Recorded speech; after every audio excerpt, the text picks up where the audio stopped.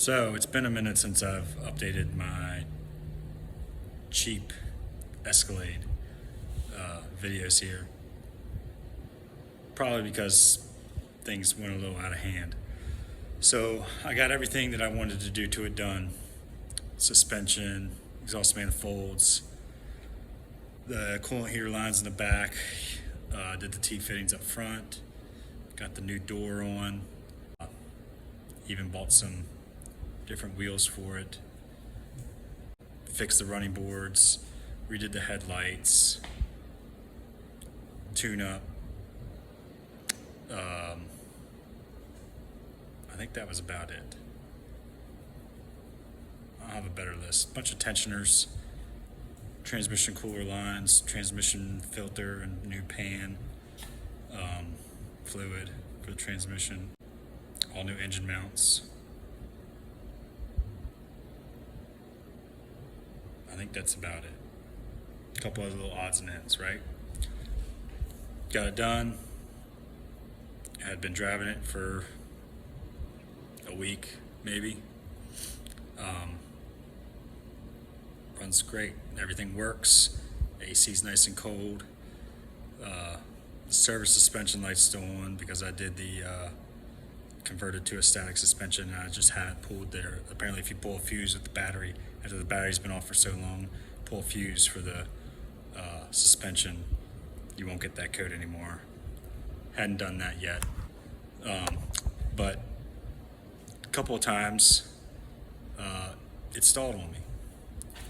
Stalled out on a D-cell. Usually after hard running, but definitely when the engine was warm, it would stall, and it would. The first time it did it, it did restart after quite a few tries. It restarted back up, and I was able to make it back to the shop. Chalked that up as low fuel. That was when I first pulled it out of the shop. It had been idling out here, and it was low on fuel because I hadn't taken it anywhere. Fast forward a couple days, and me and the family are driving around, and all day it's hot out, and it does it pulling into a parking lot at the store. Tried to restart it before going into the store, didn't start. So we said we'll go in and see what happens when we come back out. 20 minutes later you come out, it had to crank a while for it to restart. At that point I started researching, started reading about the low pressure stuff, cam phasers getting stuck and things like that. This has VVT, no DOD or anything like that. And at that point I put a camshaft adjuster in it, a new magnet, and a cam position sensor. Thinking that maybe the magnet was bad, or maybe the adjuster was getting stuck. Did that, and it stalled out on me again. And so it was looking like a low oil pressure issue or a VVT issue. Wasn't getting any codes. Would just shut off and then wouldn't restart. So I started thinking about ways to figure out that was the problem. What I ended up doing, I was gonna tune out the VVT, which could have been a good option. But I figured if I was gonna fix this right, the engine needs rebuilt. But I wanted to know that was the problem first. So what I did was I went and got some 1550 synthetic oil and ran this thing for a couple days with 1550 in it. Brought my oil pressure up 10 psi at least across the board. Hot idle, cold idle, started up, going down the road, it brought the oil pressure up, and I didn't have any problems.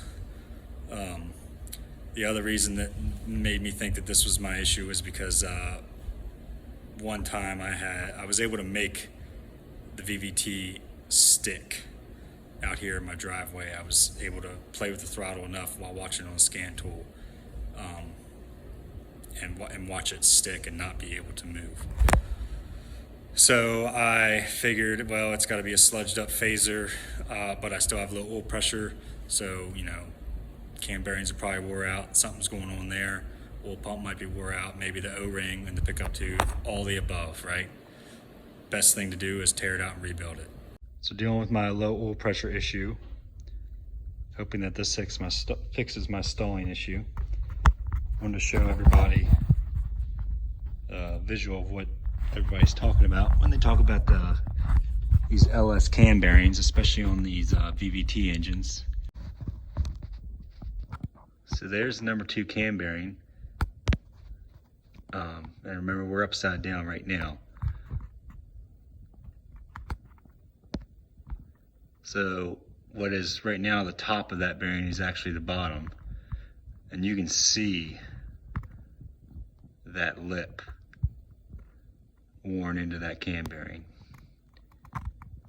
And so you can imagine that our oil clearance is not good anymore. Definitely worn well beyond spec. The reason that happens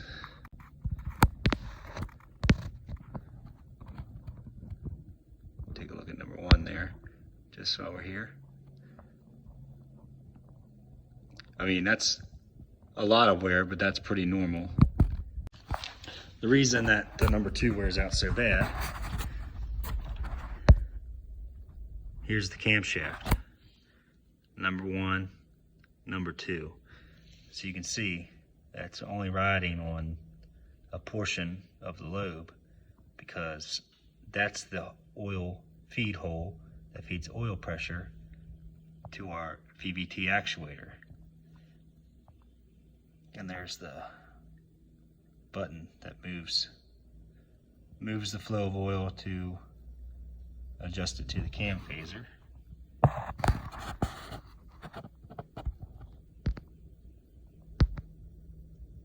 Different oil circuits in there, and that's how we get our VVT. But yeah, so even though we got oil pressure there, a lot of wear happening there because it's not able to distribute that load quite as good as these journals are.